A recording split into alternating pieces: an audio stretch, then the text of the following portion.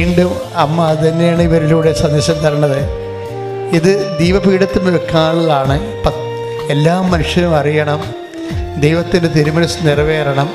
ഉടമ്പടി എടുക്കുന്നവരെല്ലാം തങ്ങളുടെ വിശ്വാസം ദീപപീഠത്തിന്മേൽ വെക്കണം, അല്ലാതെ താഴെ വെക്കുകയോ മൂടി വെക്കുകയോ ചെയ്യരുത്.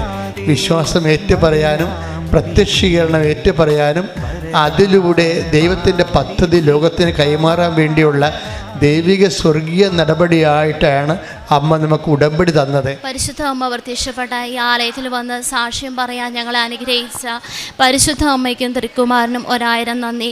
എൻ്റെ പേര് ദിവ്യ സന്തോഷ്, ഇതെൻ്റെ മകൻ സാവിയോ സന്തോഷ്. ഞങ്ങൾ വരുന്നത് ഇടുക്കി ജില്ലയിലെ സെല്ലിയാമ്പാറ സെൻറ്റ് മേരീസ് ദേവാലയത്തിൽ നിന്നാണ്. ഞാൻ ഉടമ്പടി എടുത്തത് 2024 സെപ്റ്റംബർ 21 തീയതിയാണ്. യൂട്യൂബ് വഴി സാക്ഷ്യം കണ്ടതിനെ തുടർന്നാണ് ഞാനിവിടെ വന്ന് ഉടമ്പടി എടുത്തത്. എൻ്റെ മോന് ലഭിച്ച അത്ഭുതകരമായ രോഗസൗഖ്യത്തെക്കുറിച്ച് സാക്ഷ്യം പറയാനാണ് മെയിനായിട്ട് ഞങ്ങളിവിടെ നിൽക്കുന്നത്. എൻ്റെ മോന് അഡിനോയിഡ് ഉണ്ടായിരുന്നു, അതുപോലെ തന്നെ ജനനേന്ദ്രിയത്തിന് പ്രശ്നമുണ്ടായിരുന്നു. 3-4 വർഷങ്ങളായിട്ട് അതിൻ്റെ ട്രീറ്റ്മെൻറ്റ് ചെയ്യുന്നുണ്ടായിരുന്നു, പൂർണ്ണമായിട്ട് മാറുന്നില്ലായിരുന്നു. ജനനേന്ദ്രിയത്തിന് വേദന വരുമ്പോൾ അവന് തലകറക്കം ഉണ്ടാകുമായിരുന്നു, മൂക്കിന് ഇടയ്ക്ക് ശ്വാസം കിട്ടാതെ വരുമായിരുന്നു, പൂർണ്ണമായിട്ടും ശ്വാസം എടുക്കാൻ പറ്റിയിരുന്നില്ല. കഴിഞ്ഞ മാസം ജനുവരി 9 തീയതി ഞാൻ ഇവിടെ പുതുക്കാൻ വരുന്നേക്ക് മുമ്പായി ഇത് രണ്ടും ശക്തമായിട്ട് ഇവന് കൂടി. അപ്പം ഞാൻ അന്ന് വരുമ്പോൾ ഇവനെയും കൂടി കൊണ്ടുവരണമെന്ന് എനിക്ക് തോന്നി. അങ്ങനെ ഞാൻ പോകുന്നപ്പോൾ ഇവനെയും കൂടി ഇവിടെ കൊണ്ടുവന്നു. അച്ഛൻ്റെ ബ്ലെസ്സിങ് കിട്ടാനുള്ള ഭാഗ്യമുണ്ടായി. അത് കഴിഞ്ഞ് അച്ഛൻ തൈലം തൊട്ട് പ്രാർത്ഥിക്കാൻ വേണ്ടി തന്നു. അത് ബാത്റൂമിൽ പോയി ജനനേന്ദ്രിയത്തിൽ ഇവൻ്റെ ജനനേന്ദ്രിയത്തിൽ കുരിശ് വരച്ച് പ്രാർത്ഥിച്ചു. അത് കഴിഞ്ഞ് ഞങ്ങൾ നേർച്ച വസ്തുക്കൾ വാങ്ങിക്കാൻ നിൽക്കുമ്പോൾ ഞാൻ ഇവനോട് ചോദിച്ചു, മൂക്ക് ഓപ്പണായെന്ന് പറഞ്ഞു. അപ്പോൾ ഇവൻ എന്നോട് പറഞ്ഞു, അമ്മ എനിക്കൊരു കീ ചെയിൻ വാങ്ങിച്ചു തരുമോ എന്ന് ചോദിച്ചു. അപ്പോൾ ഇവന് വീട്ടിലെ തെർമോക്കോളും കൊണ്ട് അൾത്താര പോലെ സെറ്റ് ചെയ്തിട്ട് അതിൽ രൂപങ്ങൾ പറക്കി വെക്കുമായിരുന്നു. അപ്പോൾ അവിടെ അവന് തൂക്കിയിടാനാന്ന് എന്നോട് പറഞ്ഞു. ഞാനത് വലിയ കാര്യമായിട്ട് എടുത്തില്ല. ഞാൻ പറഞ്ഞു പിന്നെ പുറത്തുനിന്ന് വാങ്ങിച്ചു തരാം, അങ്ങനെയൊക്കെ ഞാൻ പറഞ്ഞു. അത് കഴിഞ്ഞ് ഞാൻ പോകാൻ വേണ്ടി നിൽക്കുമ്പോൾ ഈ കൃപാസന മാതാവിൻ്റെ മുഖഭാവമില്ലേ, അതുപോലുള്ളൊരു ചേച്ചി ഞങ്ങളുടെ അടുത്ത് വന്നു. ചേച്ചി എന്ന് പറഞ്ഞ ഒരു 35 വയസ്സിൽ താഴെ പ്രായം കാണുള്ളൂ. അപ്പോൾ എൻ്റെ അടുത്ത് വന്നിട്ട് ചോദിച്ചു, കീ ചെയിൻ വാങ്ങിച്ചോ എന്ന് ചോദിച്ചു. അപ്പം ഞാൻ പെട്ടെന്ന് അതിശയിച്ചത് ആരാ, എനിക്കൊന്നും മനസ്സിലായില്ല. ഞാൻ പിന്നെ ഓർത്ത് എൻ്റെ തൊട്ട് പുറകെ നിന്ന് അങ്ങനെ എങ്ങനെ കേട്ടതായിരിക്കുമെന്ന് വിചാരിച്ചു. അപ്പം ഞാൻ പറഞ്ഞു വാങ്ങിച്ചില്ല എന്ന് പറഞ്ഞു. എന്നോട് പറഞ്ഞു, നിങ്ങൾക്കൊരു കീ ചെയിൻ വാങ്ങിച്ചു തരാൻ എനിക്ക് തോന്നുവാന്ന് പറഞ്ഞു. ഭയങ്കര കൃപയാട്ടോ ആ ചേച്ചിയുടെ മുഖത്ത്, ഭയങ്കര സൗമ്യതയാണ്, പഞ്ചപാവമാണ്. അപ്പം ഞാൻ പറഞ്ഞു വേണ്ട, എൻ്റെ കയ്യിൽ പൈസയുണ്ട്, ഞാൻ വാങ്ങിച്ചോളാം, അത് ഏത് പാവങ്ങൾക്ക് കൊടുത്തേരെ, ഞാനിപ്പോൾ വേണമെങ്കിൽ വാങ്ങിച്ചോളാം എന്ന് പറഞ്ഞു. അപ്പോൾ എന്നോട് പറഞ്ഞു, ഞാനിങ്ങനെ കൊണ്ടുവന്ന് തന്നിട്ട് നിങ്ങൾ വാങ്ങിച്ചില്ലെങ്കിൽ എനിക്ക് വിഷമമാകുമെന്ന് പറഞ്ഞു. അപ്പോൾ പിന്നെ ഞാൻ ഒന്നും പറഞ്ഞില്ല കേട്ടോ. ഞാനും ഒന്ന് ഉടമ്പടി പുതുക്കിയിട്ട് നിൽക്കുവാണ്, ഞാൻ ഒന്നും മിണ്ടിയില്ല. പെട്ടെന്ന് എൻ്റെ മുമ്പിലേക്ക് കയറി നിന്നു. ശരിക്കും അധികാരത്തോടു കൂടിയുള്ള പെരുമാറ്റമായിട്ടാണ് ഞങ്ങൾക്ക് തോന്നിയത്. എൻ്റെ മുമ്പിൽ കയറി നിന്ന് വെച്ചിട്ട് മോനോട് കുനിഞ്ഞ് ചോദിച്ചു, മോന് വേണോന്ന് ചോദിച്ചു. ഇപ്പം ഇവനോട് നേരത്തെ മുതൽ പറഞ്ഞു പഠിപ്പിച്ചേക്കുന്ന പരിചയമില്ലാത്തവർ ആരെന്ത് തന്നാലും അങ്ങനെ വാങ്ങിക്കാനൊന്നും പോവണ്ട. ഇവൻ്റെ മനസ്സിൽ എന്തെങ്കിലും ആഗ്രഹം കൊണ്ട് അത് ഒതുക്കി മനസ്സിൽ തന്നെ വെക്കാറേ ഉള്ളൂ. എല്ലാം സാധിച്ചു കൊടുക്കാനൊന്നും നമ്മളെക്കൊണ്ട് സാധിച്ചിട്ടില്ല. അപ്പോൾ ഇവൻ പറഞ്ഞു വേണ്ടാന്ന് പറഞ്ഞു. അപ്പോൾ പറഞ്ഞു അങ്ങനെ പറയല്ലടാ കണ്ണാന്ന് പറഞ്ഞ് വലത് കൈ കൊണ്ട് ഈ കീ ചെയിന് ഇവൻ്റെ ഈ വലത്ത് പോക്കറ്റിലിട്ട് കൊടുത്തു. ഇവൻ ഈ സൈഡിലാണ് നിൽക്കുന്നത്, ഈ അമ്മ ഈ സൈഡിൽ നിൽക്കുന്നു. സ്വാഭാവികമായിട്ട് ഈ വലത് കൈ കൊണ്ട് ഇടത് പോക്കറ്റിലിടാനാണ് നമുക്ക് തോന്നുള്ളൂ. പക്ഷെ അങ്ങനെയല്ല ചെയ്തത്. അത് കഴിഞ്ഞിട്ട് അതിന് തൊട്ട് മുമ്പ് തന്നെ ഇവനോട് ചോദിച്ചു, മോൻ ഇതിൽ ഏത് കീ ചെയിനാണ് ഇഷ്ടമെന്ന്. അപ്പോൾ ഇവനൊന്നും മിണ്ടിയില്ല. അപ്പോഴാണ് പറഞ്ഞത്, എനിക്ക് മോൻ ഈ കീ ചെയിൻ തരാനാണ് ഇഷ്ടമെന്നും പറഞ്ഞ് ഈ കീ ചെയിൻ ഇട്ട് കൊടുത്തു. ആ കയ്യിൽ 2 കീ ചെയിൻ തൂക്കിയിട്ടിട്ടുണ്ടായിരുന്നു, അതിലൊന്ന് ഇതാ ഇട്ട് കൊടുത്തു. അപ്പം ഞാൻ ഓർത്തു ഇത് കഴിഞ്ഞിട്ട് അങ്ങ് പോകുമായിരിക്കും, ഉടമ്പടി എടുത്ത് ഇങ്ങനെ കൃപയിൽ നിൽക്കുന്ന ഏതെങ്കിലും ഒരു വ്യക്തി ആയിരിക്കും എന്നാണ് ഞാൻ അത്രയും നേരം വിചാരിച്ചുകൊണ്ടിരുന്നത്. അപ്പം അത് കഴിഞ്ഞ് വെച്ചിട്ട് അങ്ങ് മാറി നിന്നേച്ചിട്ട് പിന്നെ തിരിഞ്ഞ് അവിടെ തന്നെ നിന്നു. എന്നിട്ട് പറഞ്ഞു, മോനെ ഞാൻ ക്യൂവിലുണ്ടായിരുന്നു കേട്ടോ, ഞാൻ മോന് വേണ്ടിയിട്ട് പ്രാർത്ഥിക്കുമായിരുന്നു, മോൻ്റെ അസുഖങ്ങളൊക്കെ മാറിക്കോളൂ കേട്ടോ എന്ന് പറഞ്ഞു. എന്ന് വെച്ചിട്ട് അങ്ങ് നടന്നു പോയി കേട്ടോ. അപ്പം എനിക്ക് ആ പാക മൊത്തം എൻ്റെ തലയ്ക്ക് കിട്ടുന്നത്, വേഗം പോയി ആ വാതിലില്ലേ നേർച്ച വസ്തുക്കളൊക്കെ വാങ്ങിച്ച് നമ്മൾ ഇറങ്ങുന്ന ആ വാതിൽ, അവിടെ ചെന്ന് നോക്കി നിന്നോളാൻ. അപ്പം ഞാൻ ഇവനെയും വിളിച്ചുകൊണ്ട് അങ്ങോട്ട് ചെന്നു. അവിടെ ചെന്ന് നിന്നപ്പം ഈ അമ്മ കുറേ നടന്നങ്ങ് പോകുന്നോടും കണ്ടു. അത് ആ സമയത്ത് തന്നെ ഒരു സെൻറ്റ് നല്ല സുഗന്ധം ഫീൽ ചെയ്തു കേട്ടോ. അപ്പം ഞാൻ ഓർത്തു ഇവിടെ വന്നിട്ട് പോകുമ്പോൾ അമ്മ നമ്മളെ സ്വീകരിക്കുന്നതായിരിക്കുമെന്ന്.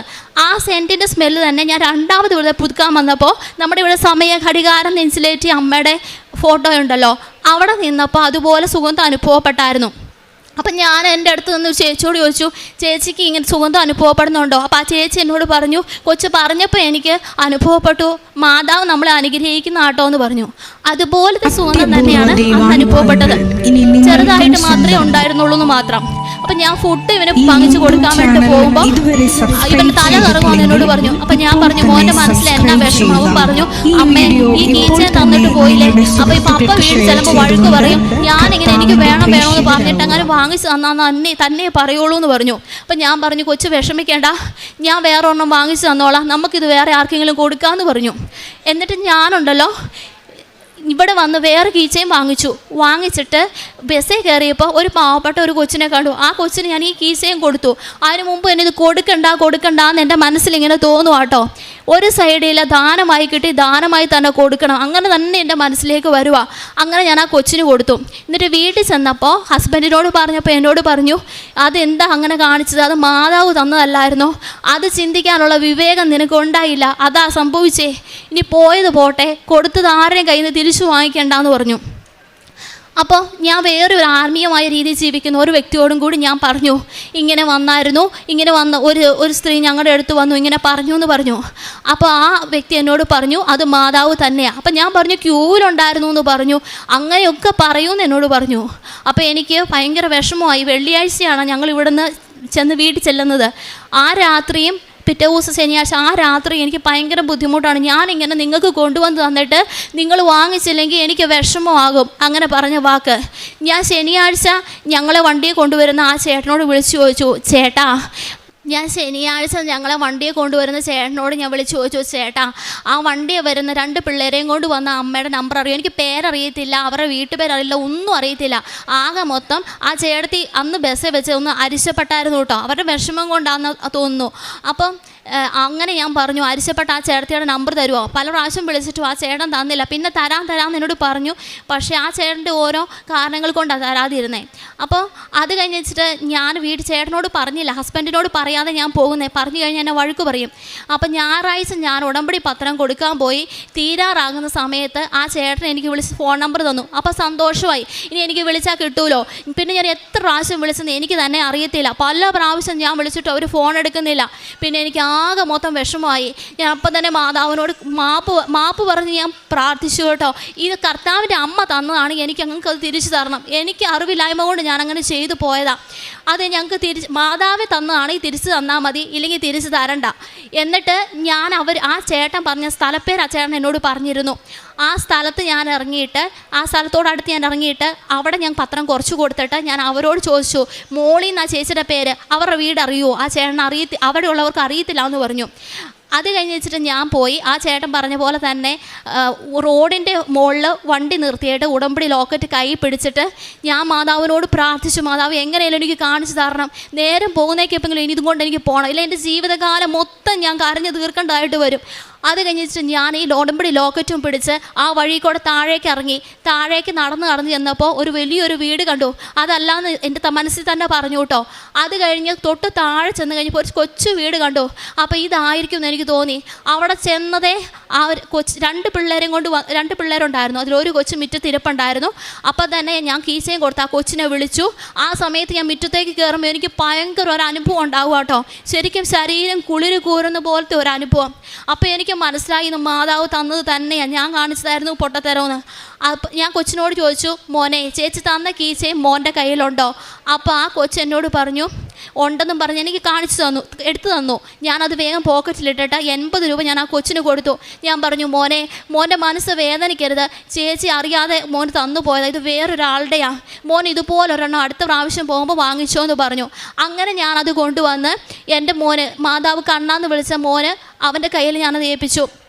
പിറ്റേ ദിവസം മുതൽ ഞങ്ങളുടെ വീട്ടിൽ ശരിക്കും രോഗങ്ങൾ കടുത്തു കേട്ടോ. ചേട്ടനാ മാതാവാന്ന് പറഞ്ഞ് ആദ്യമേ മാതാവ് തന്നാന്ന് പറഞ്ഞത്. ചേട്ടൻ്റെ കണ്ണിൽ കരട് വീണിട്ട് ഇൻഫെക്ഷനായി മരുന്ന് വാങ്ങിച്ചിട്ട് കുറഞ്ഞില്ല. ആ ഒപ്പം തന്നെ ഇവന് ജനനേന്ദ്രിയത്തിന് വേദന കൂടി. അങ്ങനെ പക്ഷേ ഇത് നല്ലതിന് വേണ്ടിയിട്ടായിരുന്നു. ഇവൻ്റെ ജനനേന്ദ്രിയത്തിൻ്റെ തൊലി ബാക്കിലേക്ക് പൊട്ടി മാറി.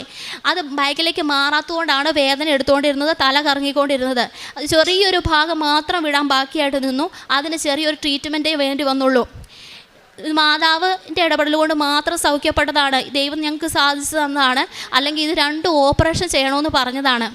മാതാവിന് ഈശോയ്ക്കും നന്ദി. അടുത്തതായിട്ട് പറയാനുള്ളത്, എനിക്കൊരു വിഷമം കയറുന്ന പോലത്തെ ഒരു പീഡയുണ്ടായിരുന്നു. അപ്പോൾ ഈ വിഷമം കയറുന്ന പോലത്തെ പീഡ വരുമ്പോൾ പൈശാചികമായിട്ടുള്ളൊരു പീഡ തന്നെയാണ്. ആ സമയത്ത് എനിക്കത് പറയണമെങ്കിൽ ഒരു മനുഷ്യൻ എന്നെ കുത്തിക്കൊന്നാൽ അതിലും പുണ്യം കിട്ടും. അതുപോലെ ശക്തമാണ്. ഒന്നും ചെയ്യാൻ പറ്റാത്ത ഒരവസ്ഥ. ഞാൻ പല പ്രാർത്ഥനകളും പ്രാർത്ഥിച്ചു നോക്കി, മാറുന്നില്ലായിരുന്നു. ഞാനിവിടെ വന്ന് ഉടമ്പടി എടുത്തതിൻ്റെ ഫലമായിട്ട് മാതാവ് വഴി ഈശോ എനിക്ക് മാറ്റി തന്നു. മാതാവ് അതിനു മുമ്പ് തന്നെ എന്നോട് പറഞ്ഞു, സേവ എന്നൊരു വാക്ക് എന്നോട് പറഞ്ഞു തരുമായിരുന്നു. പക്ഷെ അതിനെക്കുറിച്ചൊന്നും വലിയ കാര്യമായിട്ടൊന്നും എനിക്കറിയത്തില്ല. പക്ഷെ ദൈവത്തിന് അസാധ്യമായിട്ട് യാതൊന്നുമില്ല. എൻ്റെ സ്വർഗസ്നായ പിതാവിന് അസാധ്യമായിട്ട് എന്തെങ്കിലും ഉണ്ടോ? എൻ്റെ ദൈവം എനിക്ക് സാധിച്ചു തന്നതാണ്. ഈ മാതാവ് ഞങ്ങൾക്ക് ഇവിടെ വന്ന് ഞങ്ങളോട് സംസാരിച്ചു എന്ന് പറയാൻ കാരണം ഒരു കാര്യം കൂടെ പറയാം. ഞങ്ങളോട് പറഞ്ഞത് ക്യൂവിലുണ്ടായിരുന്നു എന്ന് പറഞ്ഞു. ആ വന്ന അമ്മയുടെ കയ്യിലുണ്ടല്ലോ, ഈ കയ്യിൽ ഒരു പൊതി മാത്രമേ ഉള്ളൂ. പേഴ്സില്ല, ബാഗില്ല, ഒന്നുമില്ല. ഈ കയ്യിൽ 2 കീ ചെയിൻ മാത്രം. ഈ കയ്യിൽ ഇവിടെ നമ്മൾ നേർച്ച വസ്തുക്കൾ വാങ്ങിക്കുമ്പോൾ കിട്ടുന്ന ഒരു പാക്കറ്റ്. അതും കൊണ്ട് എങ്ങനെ അച്ഛനെ കാണുന്നേ? ഉടമ്പടി എടുക്കുന്ന പത്രം വേണം. അതുകൂടാതെ അച്ഛനെ കാണാനുള്ള ഡീറ്റെയിൽസ് വേണം. ഇതൊന്നും ആ അമ്മയുടെ കയ്യിലുണ്ടായിരുന്നില്ല. അപ്പോൾ ക്യൂവിലുണ്ടായിരുന്നു എന്ന് പറഞ്ഞപ്പോൾ തന്നെ അറിയാലോ, അത് അമ്മ നുണ പറഞ്ഞിട്ടുമില്ല. അമ്മേനെ കാണാനുള്ള കാഴ്ച ഞങ്ങൾക്ക് ഉണ്ടായില്ല. അത് തന്നെയാണ് സത്യം. പിന്നെ അമ്മ നോക്കുന്ന നോട്ടം, എനിക്ക് ഈ കീസയും കൈ കിട്ടിക്കഴിഞ്ഞിട്ടാട്ടോ ഇത് 2ഉം ബോധ്യമാകുന്നത്. ഈ മാതാവിൻ്റെ കണ്ണൊന്ന് ശ്രദ്ധിച്ചേ, അങ്ങനെ എൻ്റെ മനസ്സിൽ തോന്നി. ഈ അമ്മ എങ്ങനെ നോക്കുമോ അതുപോലെ തന്നെയാണ്. വ്യത്യാസം എന്ന് പറയുന്നത് ഇത്രയും കവിളുണ്ടായിരുന്നില്ല. അത് മാത്രം എനിക്ക് വ്യത്യാസമായിട്ട് തോന്നിയുള്ളൂ. പിന്നെ ഹൈറ്റൊക്കെ എൻ്റെ അത്ര ഹൈറ്റേ ഉള്ളൂ. നോർമൽ ഗ്രാമറാണ് തോന്നിയത്. പിന്നെ എൻ്റെ കാഴ്ചപ്പാട് ഞാൻ മാതാവിനെ ചിന്തിച്ച് വെച്ചിട്ട് നല്ല ഹൈറ്റുള്ള അമ്മ, അതിസുന്ദരിയായ അമ്മ, അങ്ങനെയൊക്കെയാണ്. അതുകൊണ്ട് എനിക്ക് പെട്ടെന്ന് മനസ്സിലാക്കാതെ പോയതെന്നാണ് എനിക്ക് തോന്നുന്നത്. പിന്നെ ഞാൻ ഈ ഫോട്ടോ വരയ്ക്കാനിടയായത്, എനിക്ക് കൃപാസന മാതാവിൻ്റെ ഫോട്ടോ വരയ്ക്കണമെന്ന് ആഗ്രഹം ഉണ്ടായിരുന്നു. നേരത്തെ മുതൽ ചിത്രമൊക്കെ വരയ്ക്കുമായിരുന്നു. അപ്പോൾ ഞാൻ വരച്ചു വന്നപ്പോൾ സമയഘടികാരം വെച്ച അമ്മേനെ വരയ്ക്കണമെന്ന് തന്നെ എനിക്ക് തോന്നി. അങ്ങനെ ഞാനാണ് ഈ അമ്മേനെ ഫോട്ടോ വരച്ചു. വീട്ടിനുള്ളിൽ തൂക്കാൻ വേണ്ടിയിട്ടാണ് വരച്ചു വെച്ചത്. പക്ഷേ ഇത് വരച്ച് കഴിഞ്ഞപ്പോൾ ഞാൻ ബൈബിൾ എടുത്ത് വായിച്ചു നോക്കിയപ്പോൾ എനിക്ക് കിട്ടിയ വചനം, മലമുകളിൽ പണിതുയർത്തിയ പട്ടണം മറച്ചു വയ്ക്കുക സാധ്യമല്ല. വിളക്ക് കൊളുത്തി ആരും പറയുടെ കീഴിൽ വയ്ക്കാറില്ല, പീഠത്തിന്മേലാണ് വയ്ക്കുന്നത്. അപ്പോൾ അത് ഭവനത്തിലുള്ള എല്ലാവർക്കും പ്രകാശം നൽകുന്നു. ആ വചനം വിശ്വസിച്ചാണ് ഞാൻ ഈ ചിത്രം ഇവിടെ കൊണ്ടുവന്നിരിക്കുന്നത്, എല്ലാവരെയും കാണിക്കാൻ വേണ്ടിയിട്ട്. എൻ്റെ പ്രിയപ്പെട്ടവരെ, ഇപ്പോഴൊരു സാക്ഷി നമ്മൾ കേട്ടു. ഞാൻ ഒറ്റയ്ക്കിരുന്ന് കൈയടിച്ച കാര്യം എന്താണെന്ന് വെച്ച് കഴിഞ്ഞാൽ, ഞാൻ വാടിപ്പെട്ടിയിൽ 2011 മാതാവിനെ കാണാൻ വേണ്ടി ചെല്ലുമ്പോൾ ഞാൻ ഫെയിൻ്റായി പോയെന്ന് നിങ്ങളോട് പറഞ്ഞിട്ടുണ്ട്. എനിക്കകത്ത് കയറാൻ കഴിഞ്ഞില്ല. എന്നോട് അമ്മ അന്ന് മനസ്സിൽ തോന്നിച്ച, ആദി നിൻ്റെ മുമ്പിൽ ഇതിനേക്കാൾ വ്യക്തമായിട്ടാണ്, വാടിപ്പെട്ടിയേക്കാൾ വ്യക്തമായിട്ടാണ് ഞാൻ പ്രത്യക്ഷപ്പെട്ടത്. എന്നിട്ട് നീ ഈ 2004 തൊട്ട് 2011 വരെ ഈ വിഷയത്തിൽ ഒന്നും ചെയ്തില്ല. അപ്പോൾ എൻ്റെ മനസ്സിൽ ഞാൻ അമ്മയോട് പറഞ്ഞു, എനിക്ക് പേടിയായിട്ടാണ് ഇങ്ങനെ മാതാവ് പ്രത്യക്ഷപ്പെട്ടെന്നൊക്കെ പറഞ്ഞാൽ ആൾക്കാരെ പറ്റിച്ച് ധ്യാനകേന്ദ്രത്തിൽ ആളെ കൂട്ടാൻ വേണ്ടിയാണെന്ന് സഭ വിചാരിക്കും. പിന്നെ സഭയിൽ നിന്ന് സസ്പെൻഷനൊക്കെ ഉണ്ടാകും. അതുകൊണ്ട് ഞാൻ പറയാതിരുന്നതാണെന്ന് അമ്മയോട് പറഞ്ഞു. സ്വരത്തിൽ പറഞ്ഞില്ല, മനസ്സിൽ പറഞ്ഞു. പക്ഷേ എന്നാലും എനിക്കകത്ത് കയറാൻ കഴിഞ്ഞില്ല. അടുത്ത് കയറാൻ കഴിയാതെ ഞാൻ തിരിച്ചു പോരേണ്ടി വന്നെനിക്ക്. വിജയകുമാറിന് ഞാൻ 1000 രൂപ കൊടുത്തിട്ട് എനിക്ക് വേണ്ടി നിറച്ചിടാൻ പറഞ്ഞു. അതിന് വിജയകുമാർ സാക്ഷിയാണ്. ഞാൻ തിരിച്ചു പോരുമ്പോൾ വണ്ടി കയറുമ്പോൾ അമ്മ എനിക്ക് പ്രത്യക്ഷീകരണ പ്രാർത്ഥന തന്നു. ആദ്യത്തെ പ്രത്യക്ഷീകരണ പ്രാർത്ഥന.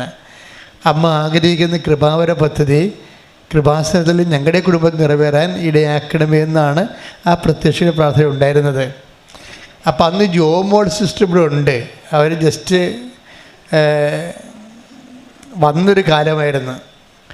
അപ്പോൾ ഇവരുടെ ഒരു സാധാരണ ആധ്യാത്മിക വിഷയങ്ങളൊക്കെ എഴുതുകയും കമ്മ്യൂണിക്കേറ്റ് ചെയ്യണതും ഇവരായിരുന്നു ഇവിടുത്തെ സെക്രട്ടറി.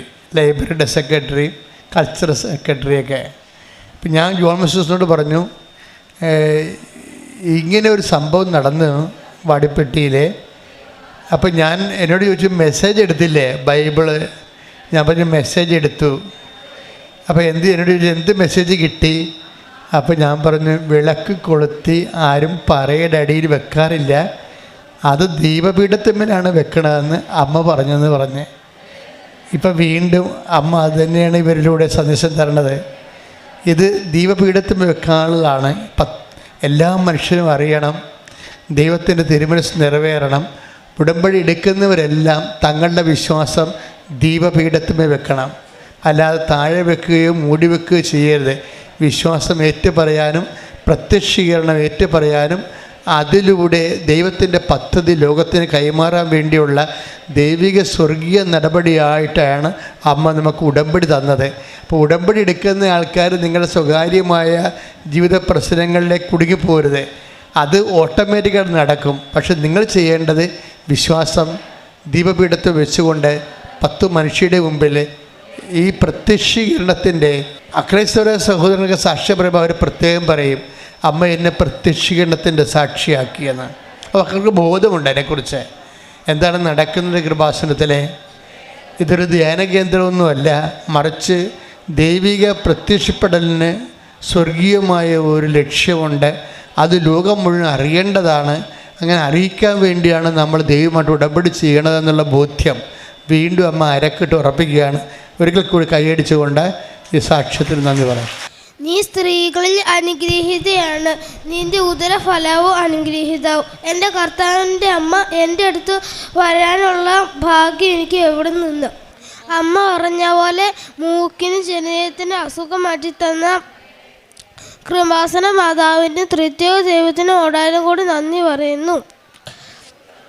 കഴിഞ്ഞ മാസം 9-ാം തീയതി ഞങ്ങളിവിടെ ഒന്ന് പോവാനിരിക്കുമ്പം ഈ മാതാവിൻ്റെ മോഭാവമുള്ള ഒരു ചേച്ചി ഞങ്ങളടുത്ത് വന്നിട്ട് എൻ്റെ അമ്മയോട് ചോദിച്ചു, കീച്ചൻ വാങ്ങിച്ചോന്ന്. അപ്പം എൻ്റെ അമ്മ പറഞ്ഞു ഇല്ലയെന്ന്. അപ്പം എൻ്റെ കർത്താവിൻ്റെ അമ്മ പറഞ്ഞു, എനിക്ക് നിങ്ങൾക്കൊരു കീച്ചൻ മേടിച്ച് തരാൻ തോന്നുന്നുണ്ടെന്ന്. അപ്പോൾ എൻ്റെ അമ്മ പറഞ്ഞു, അയ്യോ വേണ്ട, എന്തെങ്കിലും പാവങ്ങൾക്ക് കൊടുത്താൽ ഞങ്ങളുടെ കയ്യിൽ പൈസ ഉണ്ട്, വേണമെങ്കിൽ ഇപ്പോൾ വാങ്ങിച്ചോളാമെന്ന് പറഞ്ഞു. അപ്പം എൻ്റെ കർത്താവിൻ്റെ അമ്മ പറഞ്ഞു, ഞാനിങ്ങനെ കൊണ്ടു തന്നിട്ട് നിങ്ങൾ വാങ്ങിച്ചില്ലെങ്കിൽ എനിക്ക് വിഷമമാവുമെന്ന് പറഞ്ഞു. അപ്പം പിന്നെ ഞങ്ങളൊന്നും പറഞ്ഞില്ല. പെട്ടെന്ന് എൻ്റെ അമ്മയുടെ മുമ്പിൽ എൻ്റെ കർത്താവിൻ്റെ അമ്മ കയറി നിന്നിട്ട് കുഞ്ഞ് എന്നോട് ചോദിച്ചു, മോന് വേണമെന്ന്. അപ്പോൾ എനിക്ക് വേണ്ട ഞാൻ പറഞ്ഞു. അപ്പോൾ എൻ്റെ കർത്താവിൻ്റെ അമ്മ പറഞ്ഞു, അങ്ങനെ പറയല്ലേടാ കണ്ണാന്ന് പറഞ്ഞ് എൻ്റെ വലുത് കവിളി പിടിച്ചു. എന്നിട്ട് എൻ്റെ കർത്താവിൻ്റെ അമ്മ 2 കീച്ചയും കാണിച്ചിട്ട് ചോദിച്ചു, മോന് ഇതിലേതാ ഇഷ്ടമെന്ന് ചോദിച്ചു. അപ്പം ഞാനൊന്നും പറഞ്ഞില്ല.